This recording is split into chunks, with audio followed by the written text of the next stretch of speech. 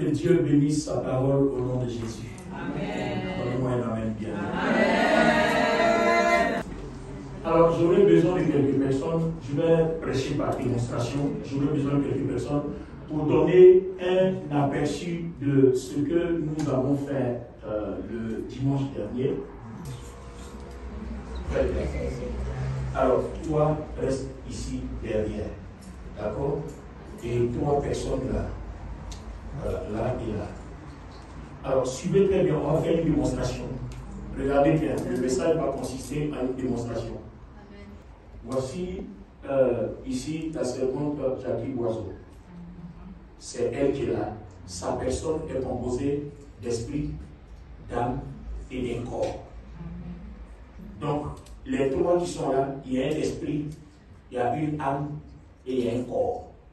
C'est la personne qui est là, qui a un esprit, une âme et un corps. D'accord? Donc, quand on dit par exemple Jackie Boiseau, on ne parle pas que de son esprit, on ne parle pas que de son âme, on ne parle pas que de son corps, on parle de son être. C'est pour ça que Romains 3:23 dit notre être soit corps, âme et esprit. Romains 3:23 quand vous lisez corps, âme et esprit. Il parle de la sanctification de notre être, il parle de la bénédiction de notre être, il parle de la visitation de notre être, corps, âme et esprit. D'accord? Le problème, regardez bien, quand elle était païenne, le diable ayant dans le jardin d'Éden excité la chair à commettre le péché, ici sa volonté a accepté la proposition du serpent, incarné par le diable. Et du coup, par son âme là, le serpent est passé par la chair. Parce que la chair et l'âme sont liées. Parce que l'âme, c'est le sang. Amen. Lévitique 17:11. Je ne me trompe pas aujourd'hui. D'accord? En 17:11, en 17, toujours je me trompe. 17:11. D'accord? Parce que le sang qui circule dans le corps, c'est ce qui fait que le corps vit. Si vous enlevez l'âme, le corps ne vit plus. Par contre, l'âme, c'est la vie. Pour que l'âme ait la vie, il faut qu'il y ait l'esprit. Donc notre esprit, qui lui est de Dieu, qui est lui une portion que Dieu donne, pour qu'il y ait la vie qu'on appelle l'âme et que l'âme alimente le corps. Donc tout ce que l'âme est, le corps l'est. D'accord? Si l'âme dit non, c'est que le corps a dit non.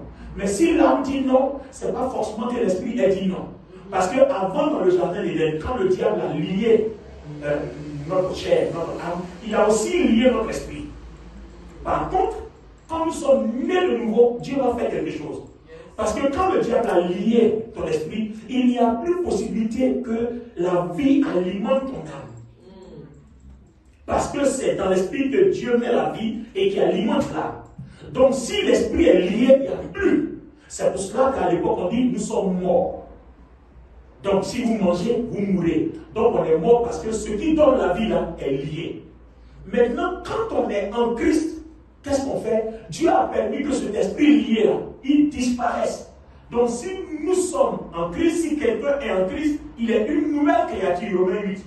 Les choses anciennes sont passées. Or, quand on lit les choses anciennes, l'esprit qui a été lié là, il est passé. C'est-à-dire, il est passé, donc pour lui, il est mort, il a disparu. C'est mort, donc c'est vide, non? Donc il laisse âme et esprit. Donc elle est là, elle parle que de son âme et de son esprit. Mais ce n'est pas fini. Parce que s'il laisse âme et esprit, qu'est-ce qui va alimenter l'âme pour que l'âme continue d'être la vie dans le corps? Pour que l'âme continue d'être la vie dans le corps, il faut qu'il y ait l'esprit. Donc qu'est-ce que Dieu fait? Dieu dit, si quelqu'un est en Christ, il est une nouvelle créature.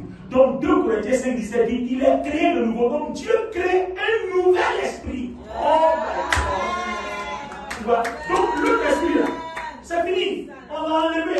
Donc une fois qu'on l'enlève, le sceau du diable dans l'esprit aussi a disparu. Amen. Donc c'est une délivrance que Dieu lui-même opère totalement. Amen. Donc c'est un nouvel esprit qu'on dépose. Et ce nouvel esprit là, qu'est-ce que Dieu va faire? Pour éviter que le diable passe, parce que là, c'est ton esprit qu'on crée de nouveau. Mais on ne crée pas ton âme de nouveau. On ne crée pas ta chair de nouveau. Donc quand on dit tu es né de nouveau, il s'agit de ton esprit, non de ton âme et de ta chair. Parce que Dieu est esprit. Dieu ne s'adresse même pas au corps. Le corps c'est une poussière.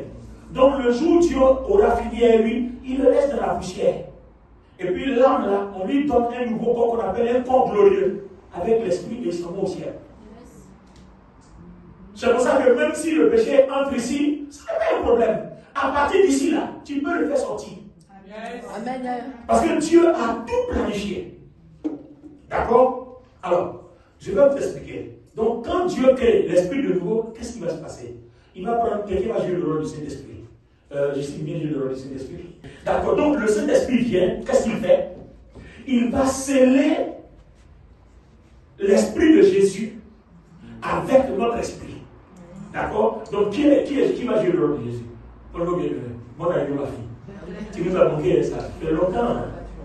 Oh, il est manqué aussi, gloire à Dieu. Donc, vous voyez, voilà, Paul joue le rôle de Jésus. Donc, le nouvel esprit que Dieu nous a donné là, le Saint-Esprit, lui, il ne fait pas. Il ne fait pas. Il va sceller ça de son sceau.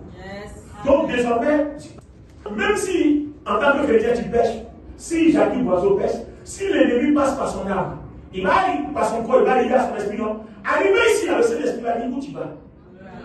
Tu ne sais plus que la loi de l'Esprit de vie en Jésus-Christ nous a approché la loi de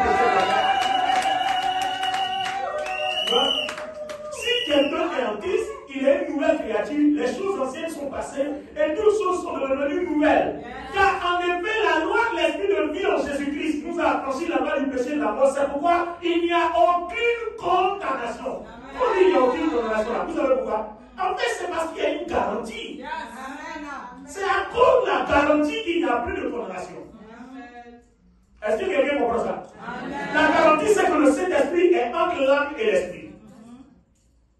Donc, quand Satan arrive ici, là, le Saint-Esprit lui montre la garantie. Et dit, mon ami, il n'y a aucune condamnation. Même si son corps a péché, sa volonté a voulu pécher. Donc, la volonté, c'est l'âme, non? Et que tu as occupé les deux, mais esprit, là, tu ne peux pas occuper. Parce que ce que tu as occupé, là, il est à la tombe. Donc, si tu veux le lier, retourne à la tombe. Vous comprenez? Ici, là, c'est un nouvel esprit, il ne t'a rien fait, et ça, c'est une grâce de Dieu, tu ne peux même pas y toucher. Et cette grâce-là, on lui a accordé parce que Jacques Boiseau a eu la foi. Donc, à cause de sa foi, on lui a donné un esprit nouveau. Donc, toi, ton œuvre s'arrête ici. Donc, vous comprenez que le Christ et son esprit sont unis, et le Saint-Esprit a scellé du sceau. Donc, le péché ne peut plus arriver ici. Donc le jour où tu meurs, tu vois que ton esprit est rendu parfait, comme Hébreux 10, 14 dit que par la mort de Christ, notre esprit est rendu parfait. Donc ton esprit ne peut plus être touché par la souillure. Vous vous souvenez quand le Seigneur Jésus est sorti du tombeau, Marie a pleuré, il ne me touche pas. Voilà. Parce que l'esprit est pur pour toujours, aucune souillure n'est tolérée. Sinon, Jésus doit recommencer l'œuvre de la croix. Donc une fois qu'il a scellé ici, c'est fini. Donc supposons que le jour de ta mort, il y a un péché ici. Mais s'il y a un péché ici, là, est-ce que c'est ça là qu'on sauve? Ce n'est pas le corps qu'on sauve. Qu'est-ce qu'on sauve? C'est lui qu'on sauve. Or, lui là, il peut être souillé si elle décide de ne plus être dans la foi, mais d'aller vers un féticheur. Donc, on va faire la démonstration. Donc, Jacques Boiseau vient. Donc, Jacques Boiseau s'en va. Elle abandonne la foi. Et puis, elle s'en va sur le péché. Donc, elle s'en va sur le féticheur. C'est avec son âme. Non, avec son âme et son corps. Voilà. Elle s'en va avec son âme et son corps. Elle s'en va. Voilà, prosternez-vous. Vous voyez, elle s'est prosternée. À partir du moment où elle s'est prosternée, sa volonté a décidé que son esprit créé de nouveau là, elle n'en soit plus digne. Donc en ce moment précis là, cet esprit là, lui va être souillé. Dieu retire sa chose. Ancien, il faut revenir. Voilà, c'est fini. Donc le jour où elle meurt dans cette condition-là, même si elle a été chrétienne, elle va en enfer parce qu'elle allait soumettre l'esprit, sa volonté là-bas.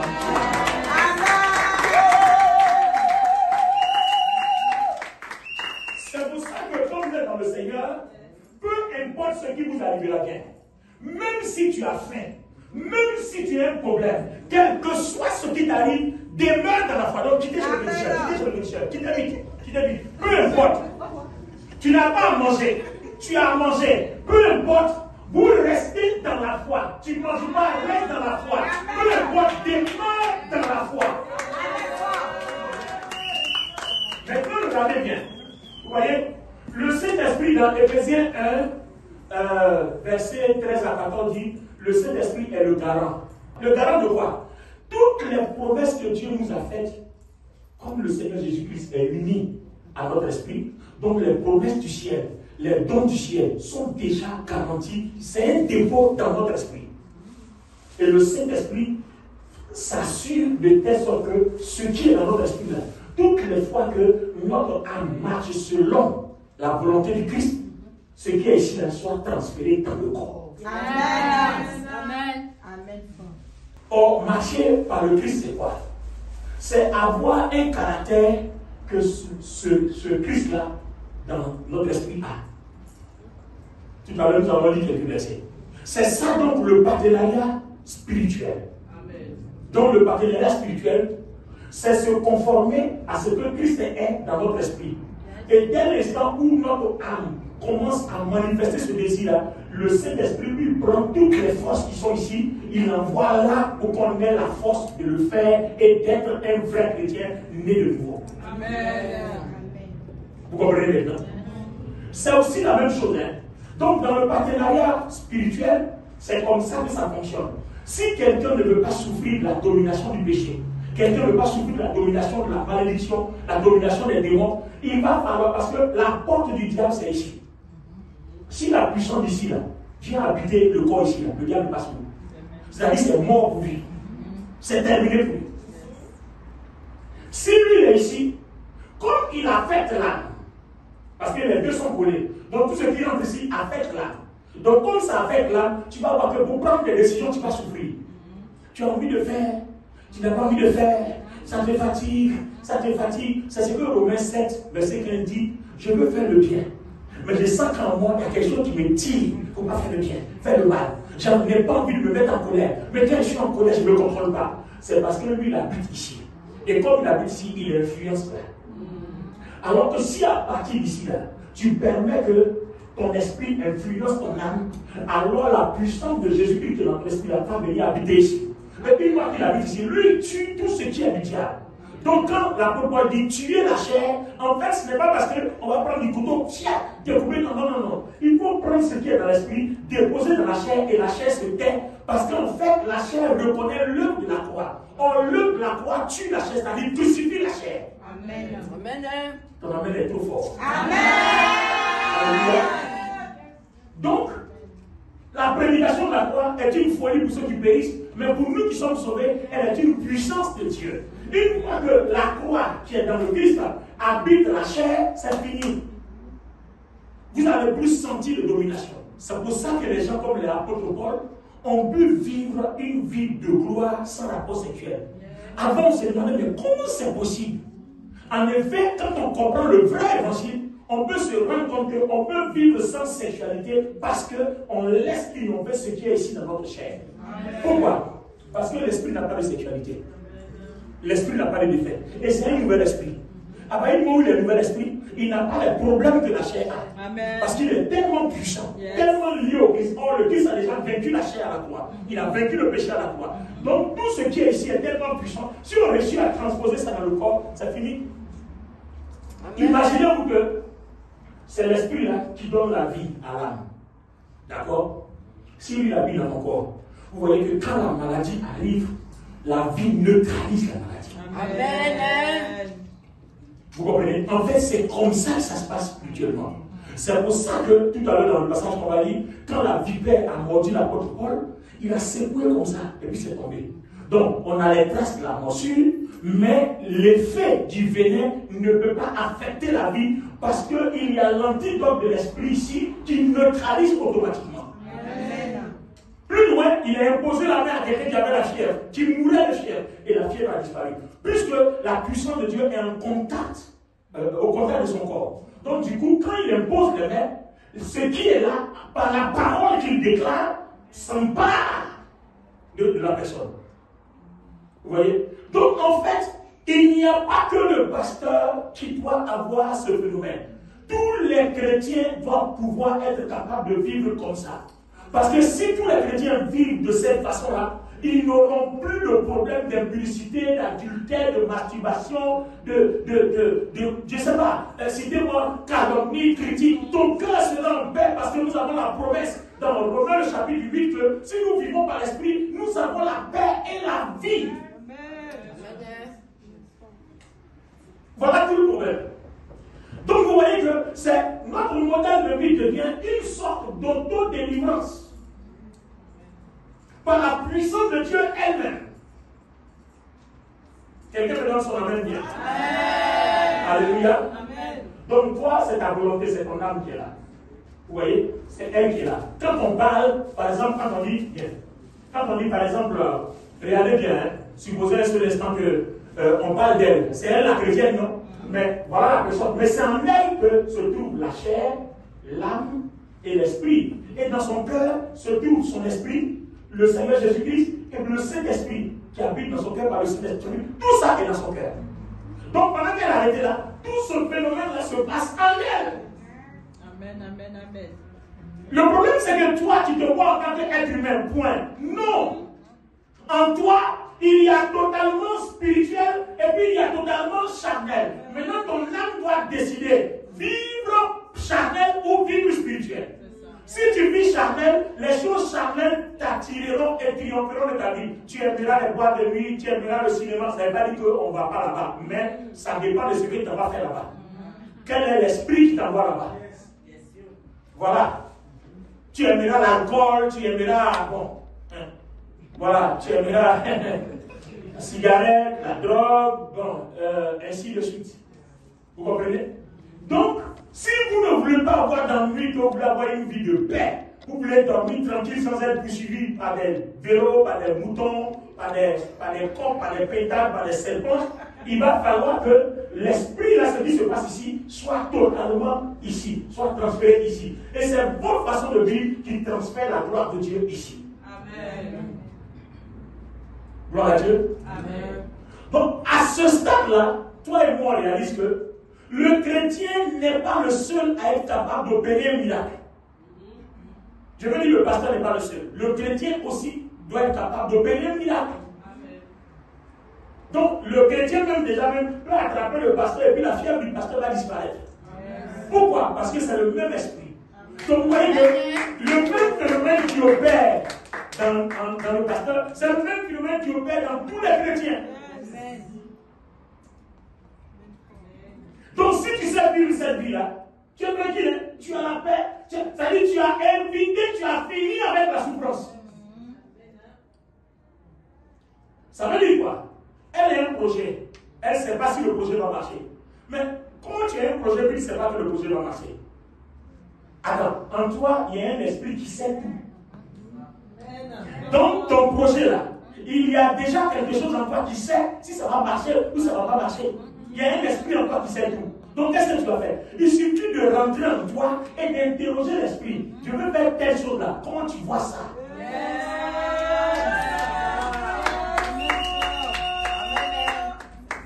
Est-ce que l'Église doit commencer à comprendre maintenant? Voilà, parce que c'est pas cette démonstration-là qu'on va mieux comprendre ce péché, ce message. Vous voyez? Donc, il y a quelque chose en toi. Ton esprit sait tout. Et ton esprit connaît les projets que Dieu a formés pour toi. Vous voyez? Le Saint-Esprit sait, aujourd'hui, par exemple, dimanche, par quel phénomène, par quel événement ta vie doit passer pour que tu connaisses la paix et la joie. Donc c'est à toi maintenant. C'est un deal. C'est pour ça qu'on demande de prier. On demande de lire la Bible. On demande de jeûner. Prier sans cesse. Lisez la Bible sans cesse. Que ce livre, la loi, ne s'éloigne pas de ta bouche. Ne s'éloigne pas de toi. Médite-le nuit et jour. Parce que toutes les fois que tu es en contact avec le livre, tu crées un transfert de tout ce qui est ici vers ton corps. Quand ton âme décide de s'attacher au livre de la loi, quand tu médites la Bible, tu crées un transfert de ce qui est dans ton esprit vers ton corps.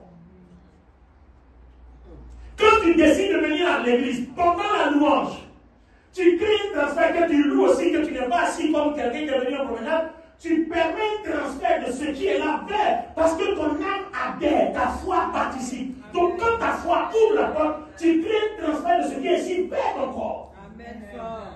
Pendant l'adoration, quand tu te laisses emporter par la foi, tu crées toujours un transfert de ce qui est dans ton esprit vers ton corps. Et pendant la prédication, quand tu es assis, que tu as ouvert ton cœur, que ce qui se passe, tu acquiesces, tu es d'accord, ta foi est à l'œuvre. Tu crées un transfert de tout ce qui est dans ton esprit vers ton corps. Ça nous le problème. transféré, que ton corps est rempli, ton esprit est rempli, ton âme est remplie. Au dehors maintenant, il y a quelqu'un qui a venu, bah, et puis toi aussi, bah. Donc lui il se retire et puis il va se remettre à son endroit. Amen. Parce que pour avoir agi par la chair, lui ne peut pas rester là. Parce qu'avant de répondre, il aurait bien voulu que tu lui demandes son avis. Parce que par moment, lui aussi il tapait. Mais il fallait lui demander si je dois taper. S'il te dit tape, alors si tu tapes, il va rester là. Il partira pas, il va rester là. Mais si tu ne lui demandes pas, alors qu'il ne voulait pas que tu tapes, et puis tu as tapé, l'esprit qui est ici, notre corps qui a le temps de ce l'esprit qui est ici, il va se retirer, il va venir se mettre dans son corps ici. Donc il est important que pour tout ce qui nous arrive, on demande à Dieu, est-ce que je dois le faire? C'est-à-dire, même si on t'a énervé, donne-toi un petit temps. Arrête comme ça, Seigneur. Qu'est-ce que je fais? Vous allez voir tout de suite, une pensée va monter en toi. Mais notre défaut, c'est que le qu'est-ce que je peux faire? C'est ça, on ne peut pas demander, c'est trop long. Toi, tu m'as énervé comme ça, mon Dieu m'a dit qu'est-ce que je fais? Alors qu'il peut te taper aussi. Mais il est engagé. Vous voyez, parce qu'il est là, non? C'est comme ça on est. Non, c'est comme ça on est. Pourquoi tu dis pas même bien? Or, vivre par l'esprit souhaiterait que tu dises, Seigneur, est-ce que je dois réagir? Si à cause de Jésus, tu as pu te retenir, et puis tu es conscient par la foi, à travers les Écritures, que Jésus est dans ton cœur, le Saint-Esprit est dans ton cœur, que eux tous ils ont lié ton esprit, et que tu sais que ce phénomène surnaturel en toi, et que tu leur poses la question, est-ce que je dois faire? À cause de cette question-là, Dieu va permettre que tu saches quoi faire. Ça ne dépend pas de toi, mais Dieu il va déposer en toi, il va s'arranger pour que tu saches quoi faire. Maintenant, si à cause de Jésus, tu as pu te retenir, que tu as posé cette question, le royaume de Dieu dit, hey, là maintenant tu es en train de vivre par l'esprit.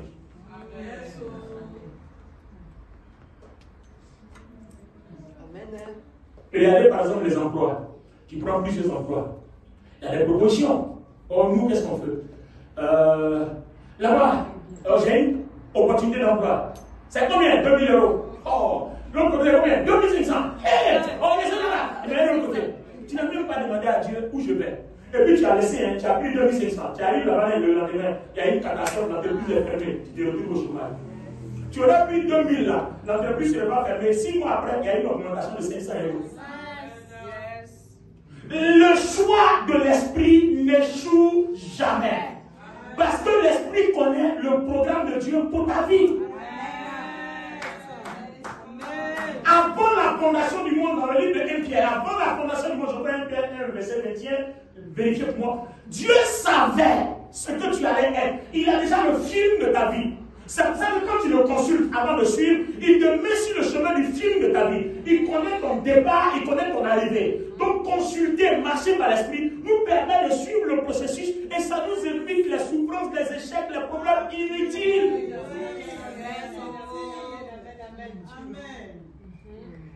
C'est la même chose les histoires de mariage là.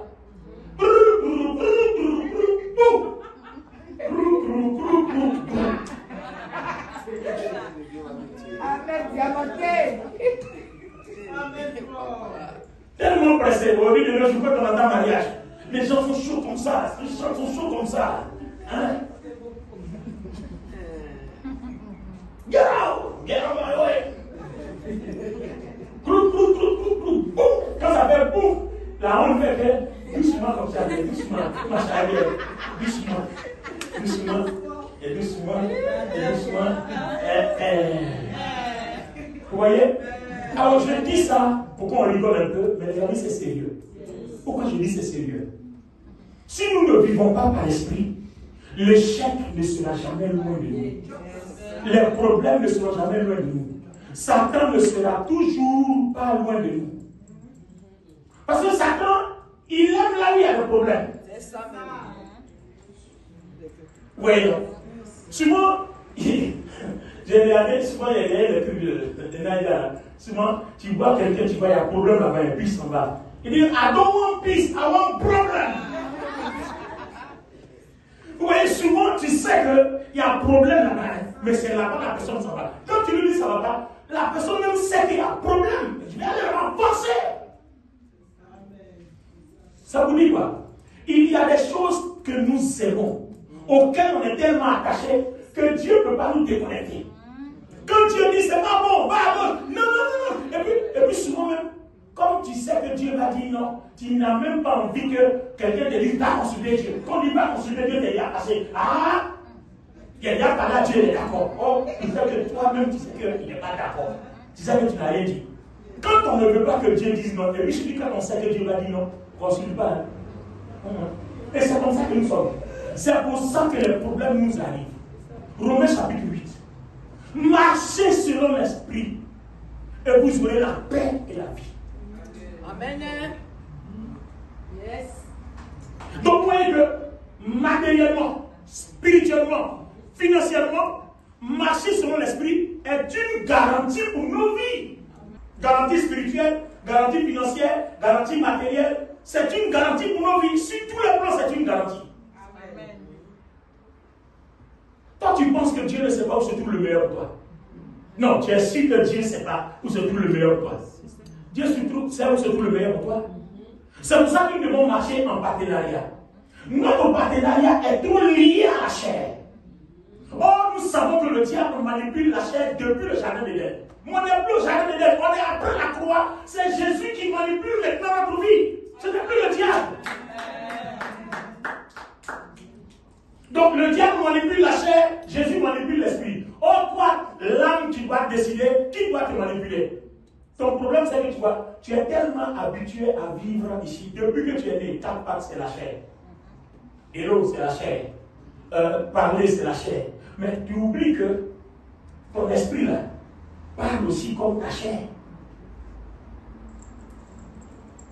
Et là, par exemple, voyez donc, elle, c'est la chair qui est là. C'est ton âme qui est là. D'accord, c'est ton âme. Si tu as envie d'aller, tu veux faire 2 pas. Quand tu vas faire 2 pas, là, regarde. Va dans vous voyez, voilà, vous voyez, tout le monde bouge. Mais la direction du t'en vas là, ton esprit n'est pas d'accord. Mais comme il est en toi, il s'en va quand même, mais il réagit là-bas. Parce que lui, il sait où tu dois aller. Ça dit qu'il est là-bas, sa prière, sa supplication. Qu'est-ce que tu lui demandes dans quelle direction je dois aller? Mais la chair va t'envoyer dans la direction du diable parce que c'est l'excitation, c'est la convoitise, c'est la séduction, c'est les rancœurs, c'est l'hypocrisie, c'est la colère. C'est la seule chose que la chair sait faire. N'oubliez pas que la chair n'a pas été créée de nouveau, c'est l'esprit. Donc la chair est restée chair.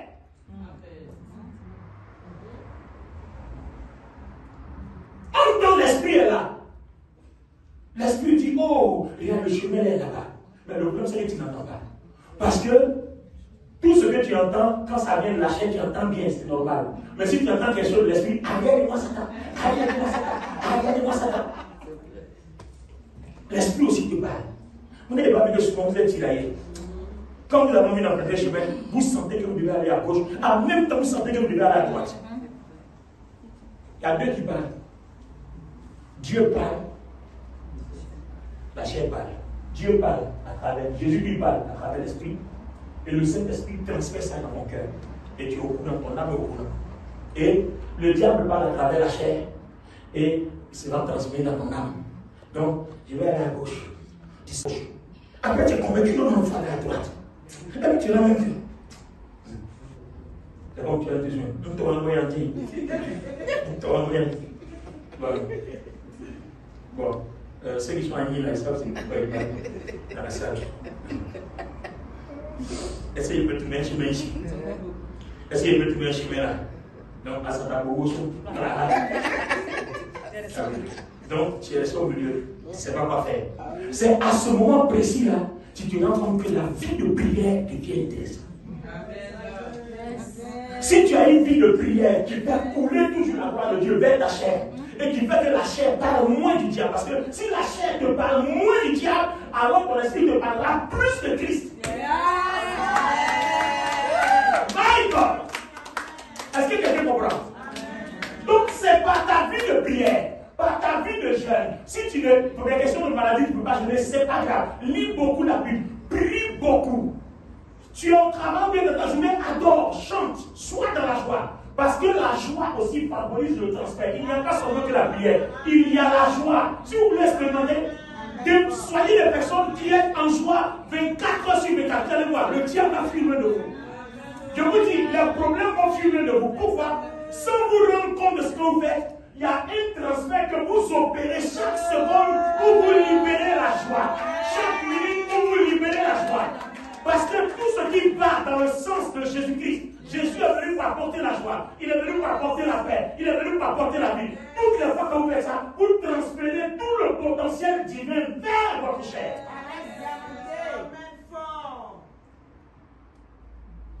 Si nous vivons comme ça, on n'aura aucun problème. On sera en paix. Les souffrances, il n'y en aura plus. Les gens souffrent.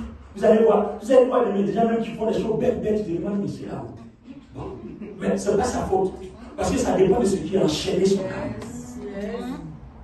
Or, si tu n'es plus esclave du diable, que tu es esclave de Christ, on te verra toujours zélé dans l'adoration, zélé dans la louange. Tu as envie d'aller à l'église, tu as envie de servir, tu as envie d'évangéliser, tu as envie de faire des choses. Tu portes le fardeau du royaume. Chaque jour qui passe, tu as envie de faire venir des âmes, d'inviter des gens. Tu parles de Jésus à tes voisins, à tes amis, à tes connaissances, de faire venir à l'église. Même s'ils viennent, qu'ils ne restent pas, c'est pas grave. Mais toi, continue de faire. Tous ceux qui sont appelés à être sauvés, tu vas tomber sur ceux-là. Ils viendront à l'église, ils resteront. Et ça fera des bénédictions et des gloires et des grâces pour toi au ciel. Alléluia. Amen. Donc, ce partenariat-là, il fonctionne aussi spirituellement que matériellement. Il y a quelque chose dont je voudrais vous parler pour finir le message. Vous savez, Jésus-Christ est le maître qui n'exploite jamais les gens. L'esclavage du diable, lui, il t'exploite, il t'avilit, il te prend tout, et puis il te rend comme un maudit. Mais l'esclavage de Jésus-Christ, il dit quoi? Son joug est doux et léger. Vous savez pourquoi? Je vous explique. Oh my God. Quand Jésus te prend une aiguille, à la place, il remplace par 100 aiguilles. Yes.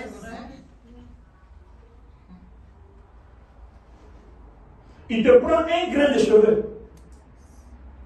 Si ta calvitie, là, si tu as trouvé un grain de cheveux, il va recouvrir la calvitie. Je parle littéralement comme ça pour que vous compreniez à quel point le Seigneur est bon. Il t'a pris 1 euro, ou bien 1000 francs, ou bien 5 francs. Il va remplacer. Amen.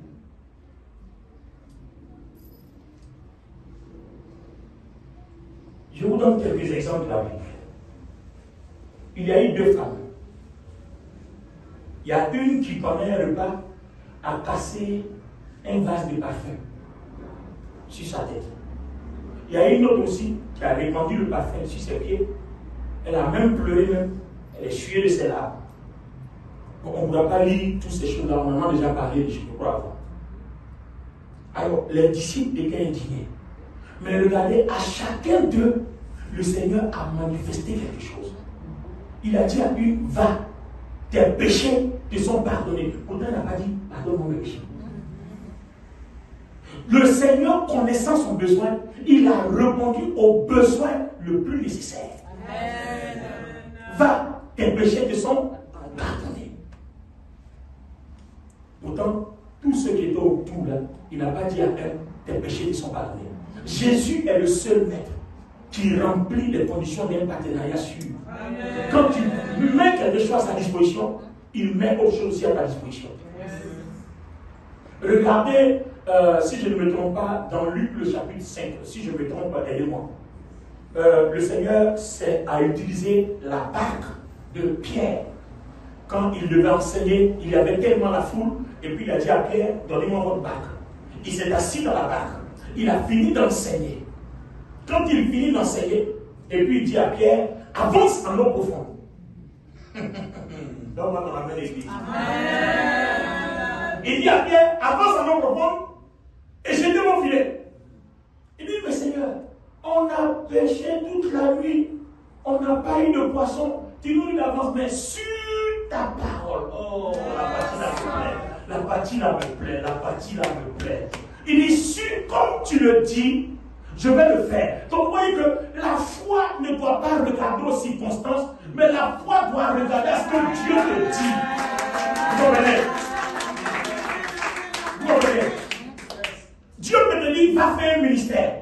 Et puis pendant un moment où tu tu arrives, tu es une dizaine de personnes, tu es une dizaine de personnes, mais il pas comme si tu ne vois pas. Hein. Mais Dieu va regarder pour voir si tu as vraiment écouté ce qu'il a dit. Pierre dit au Seigneur, nous, on a péché toute la nuit. Et puis regardez bien, les pierres, c'est leur métier. C'est des pêcheurs depuis leur naissance. Ce n'est pas que genre, quelqu'un va venir leur apprendre à faire la pêche. Non, c'est leur métier, c'est leur travail. Amen ou amen pas, Église? C'est leur métier. Donc, ils savent où se trouvent les poissons. Donc, comme le Seigneur s'est servi de la barque de Pierre, il va faire quelque chose dans leur vie. Je dis, Jésus-Christ est le meilleur partenaire qui ne se sert pas de ses enfants, de ses esclaves, en les avilissant, en nuisant à leur vie. Non. Quand Jésus-Christ te demande une aiguille, il ne remplace même pas des choses glorieuses. C'est pour ça que Jésus-Christ est bon. Ce partenariat spirituel et le partenariat matériel, si tu sais vivre en partenariat avec Christ, tu sais mettre ce qu'il faut à sa disposition pour répondre à son besoin, le Seigneur sait aussi répondre à tes besoins. Il s'est servi la barque de Pierre. Et quand il a fini de faire son travail, il dit, Pierre, avance en eau profonde, jette les filets. Pierre dit, mais on a besoin. Il dit, mon petit, tu veux poisson ou tu ne veux pas poisson? Tu parles de la deuxième non? Tu veux poisson ou tu ne veux pas poisson? Il dit, je veux poisson, avance en eau profonde. Vous voyez que souvent là, on est dans notre service, notre adoration là, on est tout terre à terre. On ne va pas en profondeur. On dit, on marche avec Dieu, on ne va pas en profondeur. Regarde quelqu'un, un pasteur dans un témoignage, il dit que c'était aux États-Unis. Il dit qu'il allait dans une église, et puis j'étais en train de faire des offrandes. Et puis il est passé à côté d'un monsieur. Le gars ouvrait son porte-monnaie. Il y avait des liasses de billets de $100, $100, $100. Et puis il a dégagé les $100. Et puis il a trouvé $1, puis il a enlevé, il allait mettre. Et puis il a assis, et puis son cœur lui faisait mal. Donc il a compris que ce gars-là ne marche pas selon l'esprit. Il marche selon la chair. Parce que le diable ne voudra jamais que tu donnes ton argent à l'église. Tellement il est manipulé par le diable. Le Saint-Esprit a envoyé une femme comme ça, une fois dans une de mes prédications, où il y avait, je crois, 5 000, 10 000, je ne sais plus. Et puis elle voulait enlever un faux billet là. Et puis la pièce qu'elle a prise là, la pièce est tombée, la pièce a roulé jusqu'à devant l'offrande là-bas, devant le panier de l'offrande. La pièce est tombée là-bas. Maintenant, elle ne sait pas si elle va s'élever, pour ramasser, il va aller chercher. Donc tout le monde a tourné comme ça, on a regardé. Elle est assise là, la pièce est là-bas. La pièce est petite, la personne ne touche. Pardon, viens prendre ta pièce. Tu as ouvert ton porte-monnaie, tu as dégagé les billets, tu as pris la pièce là. Et puis la pièce est quittée dans sa main, c'est tombé. Ça a roulé, hein. Non, Dieu, quoi. Ça a roulé comme ça.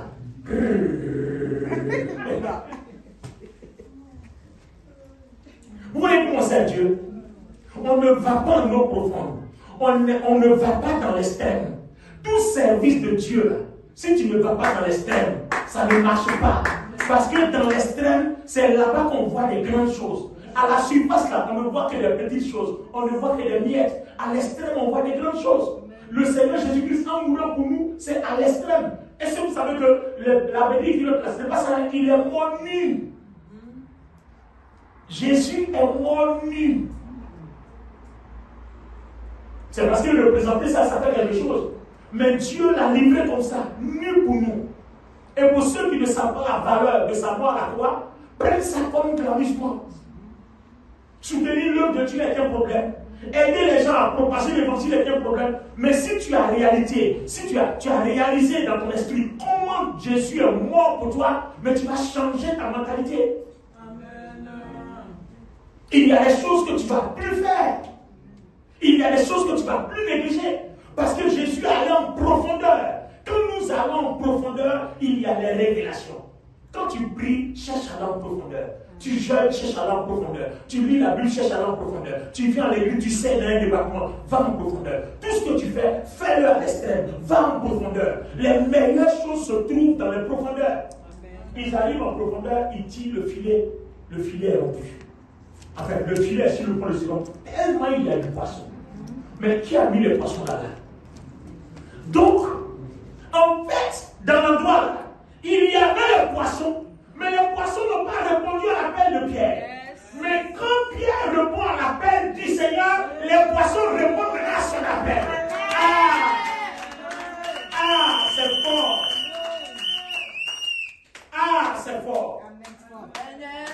C'est fort. Donc en fait, il y avait le poisson. On pensait qu'il n'y avait rien, mais il y avait le poisson. Les poissons se sont révélés à Pierre, comme Pierre s'est révélé au Seigneur. Il y a beaucoup de choses qui nous sont cachées parce que nous ne révélons pas notre potentiel au service du Seigneur. Nous ne révélons pas notre potentiel à la gloire de Dieu. Et beaucoup de choses nous sont cachées. Beaucoup de choses. L'argent, finance, travail, mariage, les dons, les quoi. Dieu peut te dire ce qu'il faut pour que tu sois milliardaire. Mais il ne va jamais le dire parce que tu ne vas pas en profondeur avec lui. Vous voyez? Mais le problème c'est quoi? On ne va pas en profondeur. On ne va pas en profondeur. Donc vous voyez, nous vivons une vie à la merci des miettes. C'est-à-dire ils ont tourné la nuit là, ils n'ont pas eu de poisson, et puis ils sont venus déposer leur bac, et puis ils sont assis là, ils attendent la mort. Alors qu'il suffisait d'une révélation, au même endroit où ils ont échoué, pour qu'il y ait la gloire, au même endroit où ils n'ont pas eu de poisson. Je déclare sur la vie de quelqu'un. Là où on t'a humilié, là où tu as échoué, là où le bonheur ne t'a pas suivi, je déclare, je prophétise qu'à partir d'aujourd'hui, à cause de la parole que j'annonce aujourd'hui, le Seigneur te révèle sa vision de gloire et de grâce. Pourquoi quelqu'un ne dit pas Amen bien?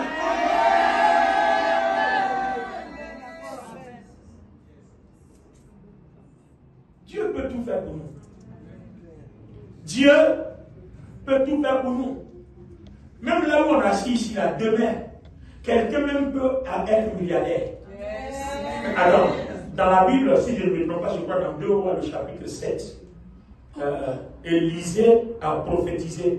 Il dit demain, on était en pleine famine. Ils étaient en pleine famine. Élisée prophétise. Il dit demain, à cette même heure, il aura à manger toute la Samarie. Alors, on est en pleine famille, tout a brûlé. On est en pleine famille, tout a brûlé. Hein? Tout a brûlé. Et puis il dit, le lendemain à la même heure, il y aura à manger. Attends, on s'est dit maintenant, le monsieur là, il est fou, il est normal, ça va chez lui. Demain, à cette même heure, il aura à manger où tout a brûlé, les gens meurent. La parole est sortie. Hein. Il y a quelqu'un qui dit, même quand Dieu va ouvrir les fenêtres au ciel, pareille chose n'arrivera pas. Et les gens disent, quand ça arrivera, tu n'en mangeras pas parce que tu vas mourir. Pourquoi? Tout simplement parce que tu n'as pas cru. Alors qu'est-ce que Dieu va faire pour réaliser la parole? Il y a 4 lépreux qui étaient au bord de Samarie, à la frontière avec les Syriens. Et puis ils se sont dit, bon, en Samarie, il n'y a pas à manger. Chez les Syriens, il y a à manger, mais ce sont les ennemis. Si on va là-bas, ils nous tuent. Si on va à Samarie, si on meurt, il n'y a pas à manger. Donc, alors on va mourir, au moins on allait à la recherche de la nourriture. Au moins on est mort pour une cause. Et regardez la décision des 4 lépreux. En marchant, le même Dieu de la parole d'Élisée va multiplier les pas des lépreux qui n'ont ni orteil, ni ongle, ni doigt. Et puis il multiplie comme une armée nombreuse qui fonce en guerre contre les Syriens. Les Syriens vont abandonner la nourriture. Ils vont abandonner l'or. Ils vont abandonner l'argent. Ils vont abandonner les vêtements. Ils vont abandonner tout. Et puis ils vont tous fuir.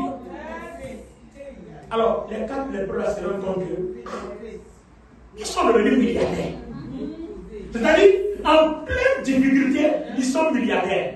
Vous voyez que si nous sommes en difficulté, la difficulté n'est pas difficulté pour tout le monde. En Égypte, les ténèbres n'étaient pas pour tout le monde. Chez les enfants de Dieu, il y avait la lumière. Donc sur cette terre, les difficultés ne sont pas pour tout le monde. Il y a ceux qui marchent selon la parole, la voix de Dieu, et il y a ceux qui marchent selon leur intelligence. C'est différent. Ne pleure pas que des problèmes du monde. Alors, même s'il y a une crise économique mondiale, c'est pas pour toi. Demande à Dieu, tu savais que j'étais là. Tu as permis la crise. Donc, quelle est ma voie de sortie? C'est cette question qu'on ne pose pas. Et puis on s'en va se livrer à la prostitution pour chercher les moyens. Ça ne marche pas. Demandons au Seigneur, tu savais quel est donc ma voie de sortie. Quelqu'un me donne son amen. Amen. Alors regardez ceci. Les 4 lépreux disent, bon, on ramasse. Il y a un qui a dit, on prend, on va en parler. Ça c'est notre opportunité de bien vite. Mais il a dit, c'est pas ce que Dieu a dit. Allons-y, dit au roi. Et puis il y a un autre qui a dit, non, regarde. Ça là, c'est une embuscade. Les Syriens là, ils ont laissé tout ça. Parce que c'est des stratèges de guerre. Si on vient tomber dedans, ils nous encerclent et puis c'est mort. Donc ils sont allés dire au roi, ils ont réalisé tous les scénarios possibles. Et puis il y a un qui se rappelle que mais le prophète n'a-t-il pas dit que demain il va manger. Allez si Dieu nous a donné à manger. Ils sont allés, quand ils ont annoncé à Samarie, tous les Samaritains couraient pour aller chercher à manger. Celui a dit même si Dieu ou lui aussi il voulait courir aussi. Il est tombé, les gens sont marchés sur lui. Les gens marchaient sur lui. Il est mort. Tu ne peux pas marcher. Vous voyez comment, à cause de notre incrédulité, nous souffrons. Je veux prophétiser sur la vie de 4 personnes. Donne-moi ton amen bien. Amen. Donne-moi ton amen fort. Amen. Si la parole de Dieu est pour toi, je prophétise qu'à la sortie d'ici, Dieu se révèle à toi et te montre où se trouve ta destinée, où se trouve ta bénédiction. Il y a quelque chose qui est réservé pour toi quelque part, qui t'attend quelque part. Je déclare que Dieu ouvre tes yeux pour que tu vois. Donne-moi ton amen bien ce soir.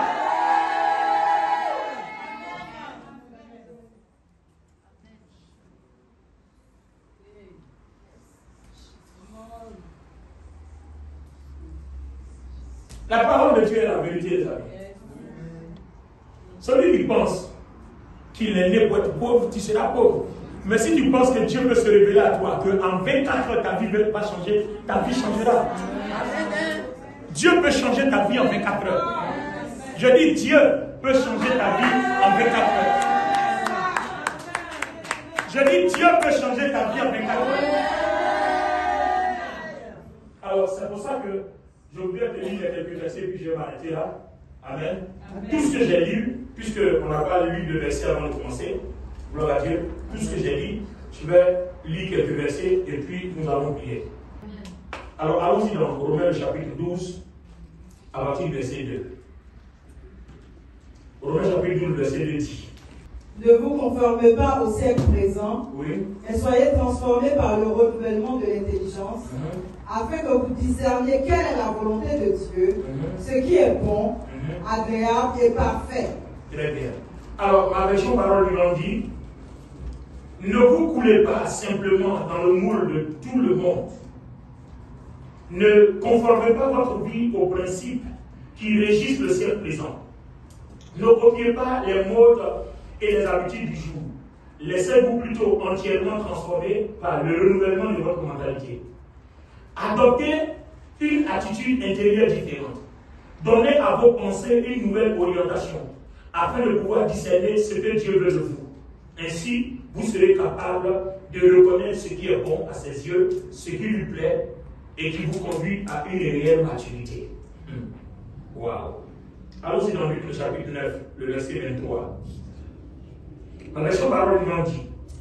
Puis, s'adressant à tous ses disciples, il ajouta, si quelqu'un veut être mon disciple et marcher avec moi, il faut qu'il renonce à tous ses droits sur lui-même, qu'il se charge chaque jour de sa croix et qu'il marche sur mes traces. En effet, celui qui est préoccupé de sauver sa vie d'ici-bas perdra sa vie véritable, mais celui qui acceptera de perdre sa vie d'ici-bas, par amour pour moi, trouvera la vraie vie. Si un homme arrivait à posséder tout le monde entier, mais perdait lui-même son âme, se perdait lui-même à cause de sa propre ruine, à quoi cela servirait-il? Alors, les amis, c'est quoi?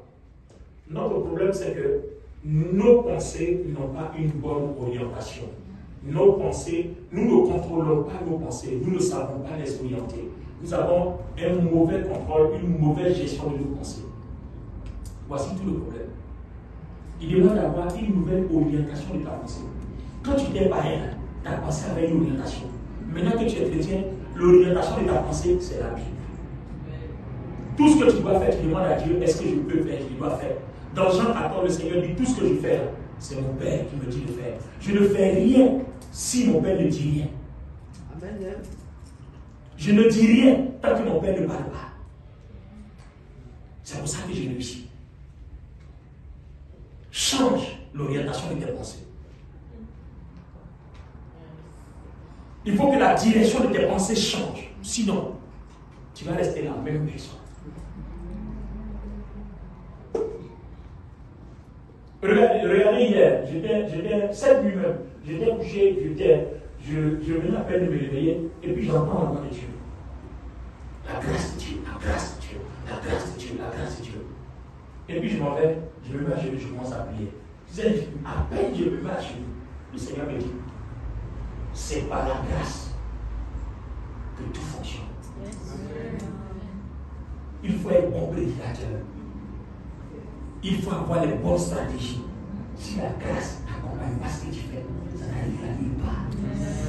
Il faut avoir tous les diplômes. Il faut être un bon intellectuel, un bon économiste, un bon papa. Si la grâce n'accompagne pas, tout ça, il fait quelque part. La grâce. Compte sur la grâce. Change tes mentalités et apprends à compter sur Dieu. Même si tu as des relations, c'est la grâce qui va faire que tes relations fonctionnent. Il y a des gens que les parents ont placés qui ne les aiment pas. Il faut la grâce.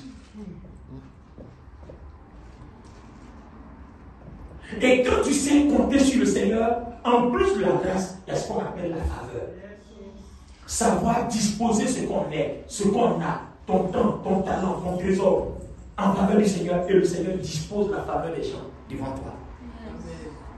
Tous ceux qui doivent te rendre service, le Seigneur les connaît, il les a déjà décidés et il les met sur ton chemin. Alors nous allons prier cet après-midi. On va demander au Seigneur à partir d'aujourd'hui. Nous voulons avoir une pensée qui a une orientation différente. Il dit ne copiez pas ce que les autres font. Le danger de tous les chrétiens aiment copier. Oui, comme l'autre fait ça, je fais ça aussi. Même souvent, même les chrétiens dans l'église. Tu vois, tu arrives dans l'église, tout le monde danse, et puis il y a 2 ou 3 qui ne dansent pas, et puis tu essaies de faire comme eux, tu danses à soi, mais tu as des comme eux. Qu'est-ce que tu as compris de la parole? Chacun applique ce qu'il a compris de la parole. Si tu as compris de ta façon dont tu penses que c'est bon de rester assis comme un spectateur, c'est ton problème. Mais ne regarde pas ça. Toi, qu'est-ce que tu as compris dans la parole? Et généralement, quand vous comprenez la Bible comme ça, les gens trouvent que vous êtes compliqué. Pourquoi? Parce que votre vie ne ressemble pas à celle des autres. Yes. Vous n'êtes pas un suiveur, vous n'êtes pas une suiveuse. Amen. Vous avez compris quelque chose et puis vous pratiquez ce que vous avez compris. Personne ne vous manipule. Amen. Amen. Bien. Si vous arrivez à une phase où on ne vous manipule pas, c'est que le diable non plus ne vous manipule pas. Non, il ne pourrait pas manipuler, ce n'est pas possible. Mais si vous êtes manipulable, vous suivez à tout vent, de gauche à droite, vous suivez à gauche à droite. Il n'y a rien à faire. Vous allez une personne, pour réussir, ça va être difficile pour vous. Difficile. Je parlais à quelqu'un, il n'y a pas longtemps, à chaque fois que je parle, oui, telle personne m'a dit que je veux faire telle personne, bien sûr, il dit, toi, donc si toi, c'est quelqu'un de divin, toi-même dans ta tête, tu ne sais pas ce que tu dois faire. Toujours, lui, là, m'a dit de faire ça, et quand il a fait, il a vu que c'est bon. Donc, toi, toujours, si une personne m'a dit, il faut faire, tu ne veux pas. Toi, tu ne sais pas ce que tu dois faire. C'est dangereux. Un chrétien doit savoir ce que Dieu attend de lui. Amen. C'est ton papa ou ta maman ou ton ami, ou bien ton voisin de cité, ou bien qui avait des millions. Quand on fait ça, ça va. C'est comme ça que tu as marché. Ah non. Quand tu t'es levé matin, tu as fini de prier, qu'est-ce que tu as mis dans ta tête? Puisque tu vis sur l'esprit, qu'est-ce que tu as mis dans ton cœur? Voilà ce qui conduit au succès. Mais quand des amis disent non, allons en bas, bien ici, à tout vent, tu t'as parti l'esprit. Elle dit, bon, allez-y, mais je crois que les boîtes de nuit, ce n'est pas mon domaine. Ou ce n'est pas mon lieu de prédilection. Ça ne m'arrange pas. Oui. Ah, mais toi, tu vis pas, vous vivez, moi je vis comme ça. Ben oui, parce que chacun sait ce qu'il cherche sur la terre. Moi, je sais ce que je cherche sur la terre. Oui, je sais ce que je cherche sur la terre. Est-ce que quelqu'un a entendu ce que je sais ce que je cherche sur la terre. si toi tu penses qu'en suivant ce chemin, c'est ce qui marche pour toi, vas-y. On a beaucoup de pasteurs, beaucoup sont dans les loges, hein. Tu les vois, ils ont des voitures, ils ont des... Bon, mon cher, nous, on cherche le Saint-Esprit un peu pas à pas, pas à pas, pas à pas. On va tous arriver. Amen. Voilà. Ça ne sert à rien de courir, il faut aller à point. On va tous arriver. Et le problème, c'est quoi? Quand tu arrives, quand on te réclame rien, tu es en paix. Amen. Mais quand tu es arrivé, que tu dois tout à celui qui t'a fait arriver, tu ne dors pas. Bon, tenez-vous debout. Je continue plus, c'est bon. Tenez-vous debout. Il ne faut pas tout devoir à quelqu'un, il faut devoir tout à Dieu. Au moins son jour est doux et léger. On va prier le Seigneur. On se laisse emporter à tout vent alors que le Seigneur a tout disposé en nous. Il y a tout en nous. Dans ton esprit, il y a tout. Il suffit d'interroger. Notre problème, c'est que le temps d'interroger est un problème. Commençons à nous habituer à l'esprit. Comme ta chair parle, ton esprit aussi parle.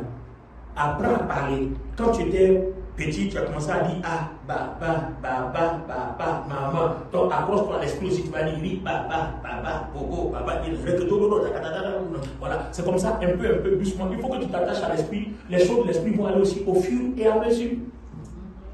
Tu ne vas pas être changé en un coup comme ça.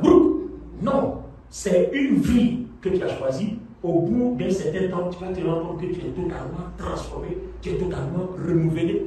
Ce n'est pas tout de suite là, comme tu as fait la prière cet après-midi, et puis tout a changé encore comme ça. Attends, ta chair qui est dure comme ça, tout ce qui est rentré dedans, tu ne peux pas changer comme ça sur place. D'accord? Commence à marcher par l'esprit, ça va diminuer un peu, les doses vont diminuer, ça va s'infiltrer doucement, ça va commencer à se briser, il va y avoir des fichus jusqu'à ce que le diable disparaisse et que Dieu prenne totalement le contrôle. C'est tout un processus. Ce n'est pas un jour là, la prière de cet après-midi là, et puis tu as changé comme ça un coup, non. C'est un modèle de vie et une habitude tous les jours. Amen. Bon, vous regardez la tête baissée, vous regardez le cœur, quand vous priez, vous regardez où? Le problème, c'est que quand vous priez, vous devez regarder dans la direction de votre esprit. C'est là-bas que se trouve votre message. Parce qu'en fait, prier, c'est quoi? On est en communion avec le Seigneur, on peut recevoir une orientation, on peut recevoir une parole, on peut recevoir quelque chose. Donc quand vous priez, regardez du côté de votre esprit, il y a quelque chose là-bas pour vous. Attends, sinon c'est appelé Rabababa, Seketerebo, Ribababa, c'est pas la peine. Est-ce que vous comprenez un peu? Donc quand vous priez, regardez du côté de votre esprit. Quand vous rentrez dans votre cœur, et puis vous interrogez Dieu, Seigneur, qu'est-ce que tu as dans mon esprit pour moi? Ce que le Seigneur veut te dire là, il va déployer dans ton esprit. Et le Saint-Esprit prend et puis l'envoie vers ton âme. Mais est-ce que ton âme peut aller chercher? Il faut que ton âme aille chercher. Donc ton âme doit se pencher du côté de ton cœur. Donc pendant que tu pries, tu regardes dans ton cœur. Qu'est-ce qui est là-bas?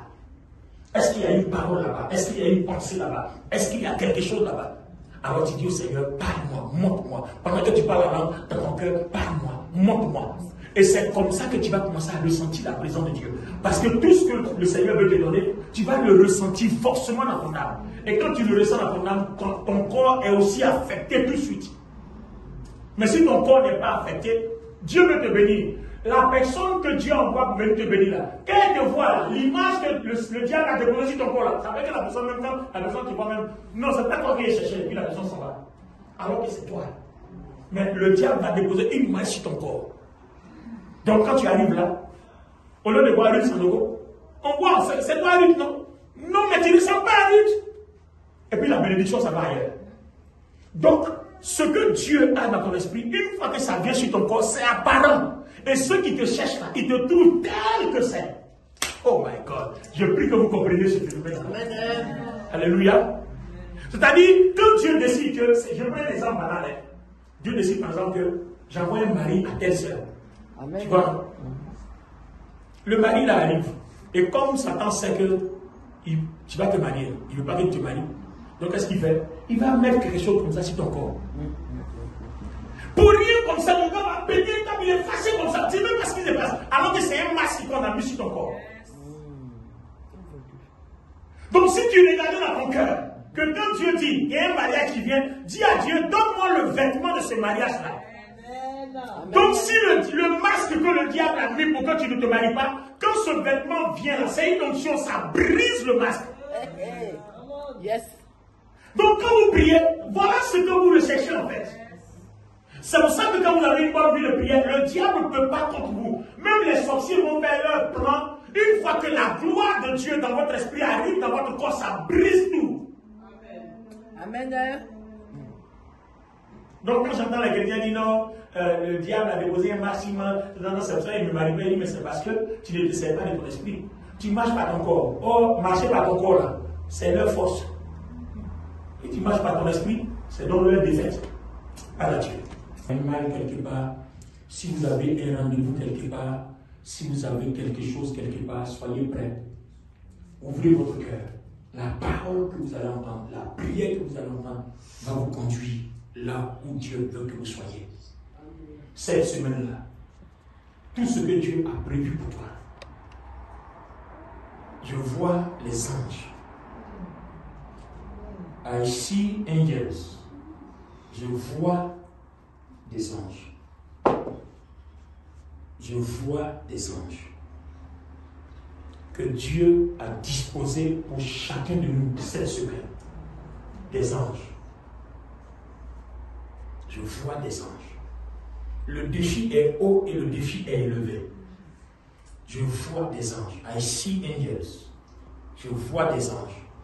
Le défi est haut et le défi est élevé. Je vois des anges.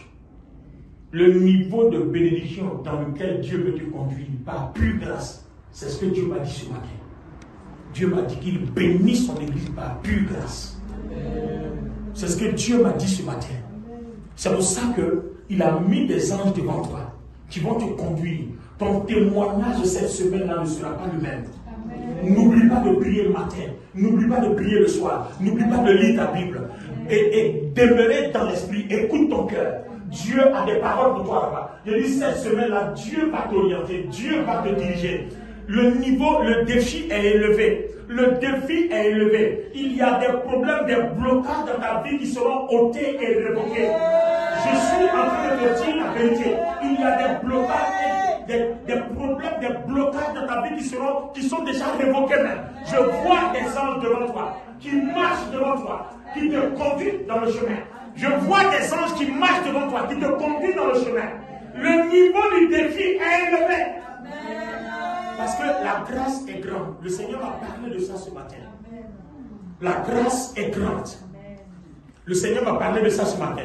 Si tu m'as dit que je suis arrivé en retard, c'est ça. Parce qu'après la prière, il a fallu que je me repose, sinon je ne serais pas en état d'arriver ici, être capable de tenir le micro.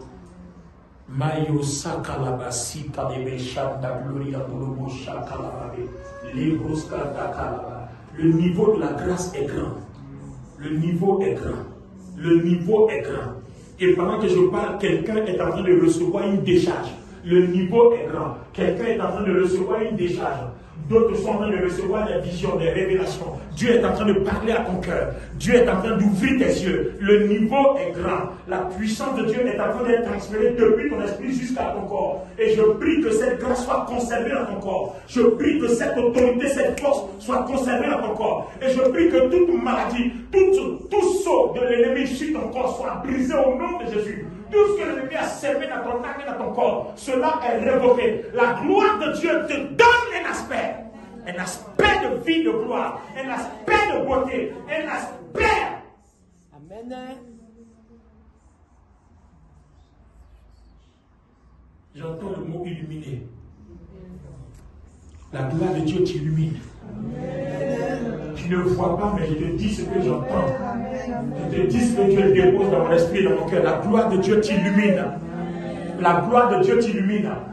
Peu importe ce que le diable et ses sorciers, ses agents ont fait dans ta vie. Je dis la gloire de Dieu t'a illuminé. La gloire de Dieu t'a illuminé. La gloire de Dieu t'a illuminé. Peu importe, le défi est grand.